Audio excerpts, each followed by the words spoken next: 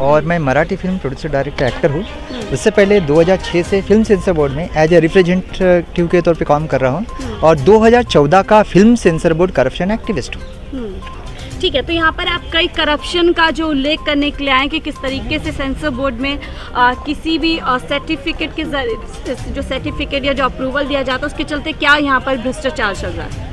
देखिए क्या है, कानून जो बनाया जाता है, कानून जो बनता है अच्छे के लिए, लेकिन कभी कभी कानून ऐसा भी बनाया जाता है कि जिससे भ्रष्टाचार उल्टा बढ़े, ओके, जिसके लिए कोई उंगली ना उठाए। ऐसा भी एक नियम है animal welfare board of India का जो फिल्म सेंसर बोर्ड में लागू है।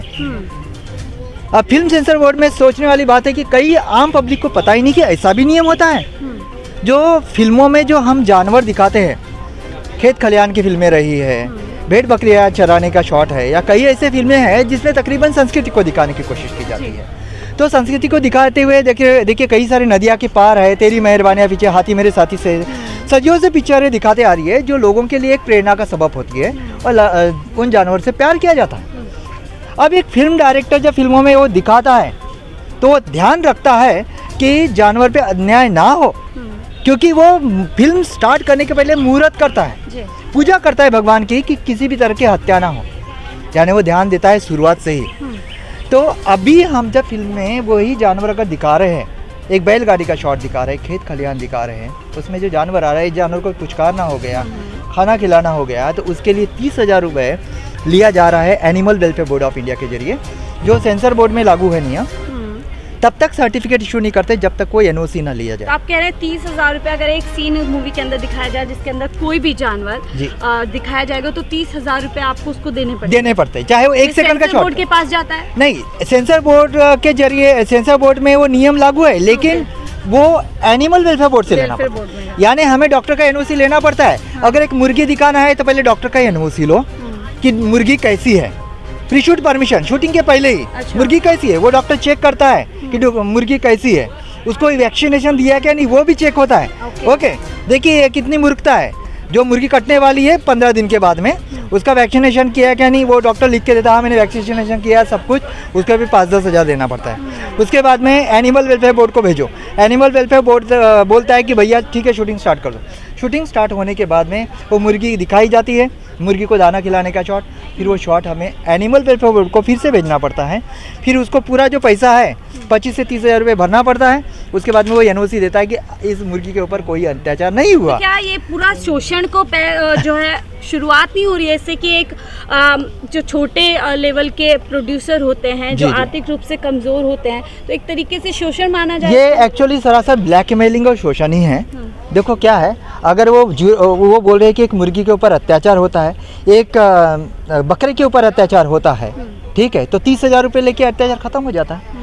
जिस मुर्गी को पता नहीं है कि वो 15 दिन में कटने वाली है, अच्छा जिस मुर्गी के लिए उन्होंने 30,000 लिया तो उस मुर्गी का संरक्षण किया क्या इन्होंने? वो मुर्गी तो कट गई, पैसा तो इनको मिल गया। जिस बकरे के लिए इन्होंने पैसा लिया वो बकरा तो कट गया बाद में, बराबर है, इन्होंने देखा तो लीगल तरीके से एक्सटॉर्शन हो गया है मनी, लीगल तरह से एक्सटॉर्शन हो गया। ये एक्चुअली क्या है, कैसे कोई आवाज़ न उठाए इसीलिए नियम बनाया गया। तो सच में जिस तरह से आप आए दिन पता है हमारे देश में तो गौ हत्याएं होते ही रहती है, जिसको सच में सरासर गलत है। जिस गऊ का हम दूध पीते हैं उसी को काट रहे हैं, उसके लिए कोई नियम ऐसा नहीं है, उसके लिए कोई सज़ा नहीं है। बकरे करते हैं चलो यार, एक तकरीबन उसको माफ़ भी किया जाता है, लेकिन उस बकरे को दिखा रहे, एक मुर्गी को दिखा रहे, गऊ को अगर खाना खिला रहे, जैसे हमारे पंतप्रधान मोदी जी भी अभी आए दिन दिखते हैं कि जो गऊ को खाना खिलाते हैं, घास खिलाते हैं, कितनी अच्छी बात है, ये हमारी संस्कृति का पार्ट है। लेकिन वो तो कोई पैसे नहीं देते। तो नरेंद्र मोदी जी हिसाब से तो कोई पैसा नहीं लिया, उन्होंने कभी बोला कि नरेंद्र मोदी जी को क्या आप अन्याय कर रहे हो?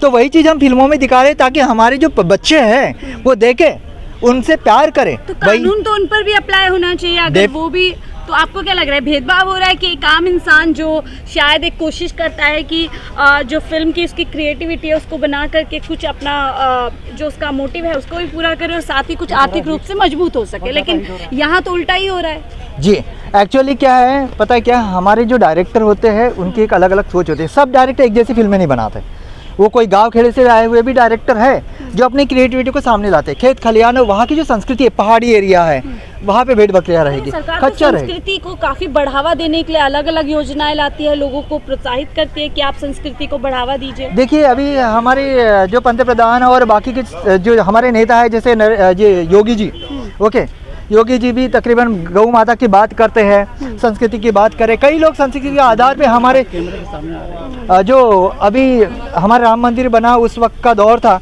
जो संस्कृति की बात करें, हम संस्कृति को बचाने की बात कर रहे हैं, जो पुरातन संस्कृति है। तो इस पुरातन संस्कृति का पार्ट है खेत खलिहान और ये सभी जानवर। और जो जानवर को दिखा रहे हैं वो है ना कतई है ना हत्या जैसी मामला नहीं करता, वो फिल्मों में नहीं दिखा सकता, वो डायरेक्टर नहीं दिखाता। और अगर सरासर सच में अगर एक डायरेक्टर ने अगर फिल्म में अगर कत्ल जैसा शॉट अगर लिया तो सरासर उसके फिल्म को बैन किया जाए। आप एक देखिए साउथ में, और आपने जैसे जिक्र किया यहाँ पर कि जानवर दिखाते हैं, हम देखते हैं डिस्क्लेमर भी शुरू में दिखाया डेफिनेटली डिस्क्लेमर कि कोई भी जानवर को क्षति नहीं पहुँचाई गई, उसके बावजूद 30,000 रुपये देने पड़े। जी हाँ, ये तो शुरुआत से ही शूटिंग के पहले से स्टार्ट कर देते हो कि भैया आपने दिखाया, आपने डिस्क्लेमर डाला, हमको कोई लेना देना नहीं है, आप 30,000 दो और फिर दिखा नहीं, अगर आपने 30,000 नहीं दिया तो आप फिल्मों में वो जानवर नहीं दिखा सकते। ठीक है, तो आप क्या मांग करना चाहते हैं आज यहाँ पर सर? देखिए मैं है ना हमारे नरेंद्र मोदी जी को वो भी बोल रहा हूँ, और हमारी जो INB मिनिस्ट्री है, इंफॉर्मेशन ब्रॉडकास्टिंग डिपार्टमेंट, वो समझे कि ये नियम सच में गलत कितना है। एक हमारी मेनका गांधी जी है, उन्होंने बोल दिया था 2004 में कि एक बेवकूफ़ एक डायरेक्टर ने एक शॉट लिया कि पूछ यानी हाथी की पूछ को खींचने का शॉट ले लिया। एक शायद एक लाइन भी है, हाथी की पूछ को खींचेगा तो उसको दर्द नहीं होगा, समथिंग, ओके, वो शॉट ले लिया। उसके लिए मेनका गांधी ने डायरेक्ट लागू कर दिया कि अरे यार फिल्म वाले ये जानवर पे अत्याचार करते, एक हाथी के लिए, ओके। अरे भैया नियम लगाए तो ऐसा कि जहाँ कट रहे हैं उसके लिए नियम लगा, एक दिखाने के लिए आप नियम ले रहे हो।